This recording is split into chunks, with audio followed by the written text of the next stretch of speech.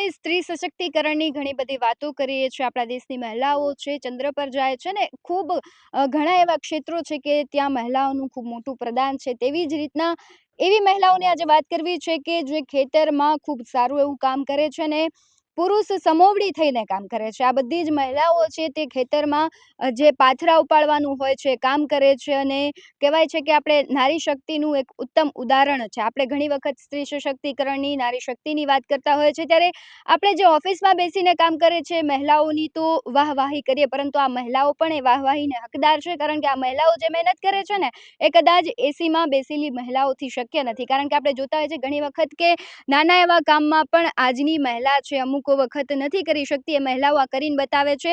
અને ખાસ આમ તો એ મહિલાઓ છે ધન્યવાદને પાત્ર છે ને છેલ્લા ઘણા દિવસથી એક વિડીયો તમે વાયરલ થતા જોતા હશે કે નાની દીકરી છે ખેડૂતની જે કમોસમી વરસાદનો જે માર પડ્યો છે તેની આખી વ્યથા વર્ણવે છે. ત્યારે એ દિશા આપણી સાથે છે, તેની સાથે જ સીધી વાત કરવી છે.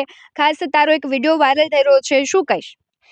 હું એમ કહીશ કે પેલા તો એમ કહીશ કે ખેતર હોય તો ખેડાય પણ આ ડુંગરા ખેડા ન થાય, કે ખેતર હોય તો ખેડાય પણ આ ડુંગરા ના ખેડા થાય, કે લખેલું હોય તો વાસીએ પણ આ કરમને કેમ વસાય, કે લખેલું હોય તો વાસીએ પણ આ કરમને કેમ વસાય. જે બાબતે માવઠું થયું એ બાબતે સરકાર વીઘે 3500 રૂપિયા આપ્યા, પણ અમે 3500 રૂપિયામાં શું કરીશું? અમારે 2 જોડી લુગડા લેવાને પૈસા હતા, હવે ક્યાંથી કાઢવા? પપ્પા એમ કે હવે કે નકામા ખર્ચા કરવાના બંધ. આ માવઠું થયું, આ કારા પડી ગઈ માંડવીની કે અમારે કામનું નથી. અને અત્યારે ડૂસોય નથી, અમારે કારો ડૂસો થઈ ગયો. એ ડૂસો હવે ઢોર ખાહે ને. હવે અમારે શિયાળુ પિત્ત વાવવું હોય તો એમાં ખાલી જવાય જ વાવી જોઈએ. એટલે અમારે તા ઉનાળુ પીતે ગયું ને શિયાળુ પીતે ગયું. ભગવાનને હું એટલું કહી કે ભગવાન હવે પાછી ખેરે અમને આવું ના કરતો. કારણ કે આ બધા ખેડૂત 2-3 આત્મહત્યા થઈ. હવે એવું થાય કે હવે તો બહુ આત્મહત્યા થાય. હવે હે ને આ માંડવી જોતા જ એવું લાગે કે હવે આત્મહત્યા થવી હોય તો થાય, હવે આત્મહત્યા ન થવી જોઈએ. તે પેલું ગીત આખું ખેડૂતની વ્યથા વર્ણવતું જે ગાયું હતું ખૂબ વાયરલ થયું છે, ગીત ફરી ગાઈને સંભળાવીશ? 4 મહિનાની મહેનત મારી, 4 મહિનાની મહેનત મારી, દુખી થયા રે વાલે મારે માવઠું થાપ્યું કેમ થયા રે વાલે મારે માવઠું માર્યું દુખી થયા રે. લોનના પૈસા કેમ ચૂકવવા, લોનના પૈસા કેમ ચૂકવવા, હપ્તા વાટું જુએ રે વાલે મારે માવઠું માર્યું દુખી થયા રે. શું નામ છે તમારું? પાઠક હેતવી.